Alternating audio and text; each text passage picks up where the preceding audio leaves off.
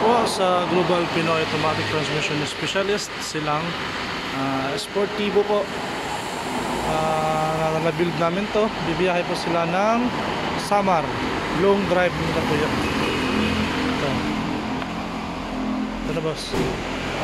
Yes, good afternoon mga ka-automatic for life. Muli dito tayo sa Global Pinoy Automatic Transmission Specialist on the air at Silang Brands. Meron tayong customer galing ng Samar. Ayan, no? Isuzu Sportivo. Ay, nandito sila, sir. Mas maganda kasi itong sakyahin nila may problema yan. Sila na lang magkwento and then kung ano rin yung naramdaman nila nung after na ginawa ng Global Pinoy. Tanungin natin nila.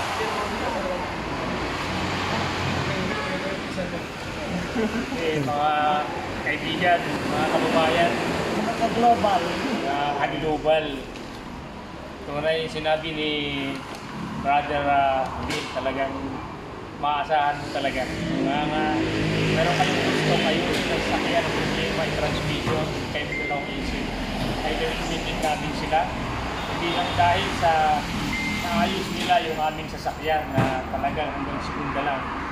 Kami patunay na talaga itong Global Pinoy ay talagang may quality at talagang tapat sa trabaho. Hindi katulad sa iba na mayroong halong-halong ito. Talagang kapag-Diyos at talagang totoo, talagang marunong siya. Hindi lang yung nagre-recommenda sa sarili pero at the end of the day, sayang lang yung babayan nyo. Mga kabayan, maniwala kayo sa hindi. Kayo pumunta dito para at least ma-witness nyo, ma-testify nyo, malaman nyo. Kasi is to believe. Transmission ang problema ng sakyan mo, kaya recommended namin ito Global Pinoy.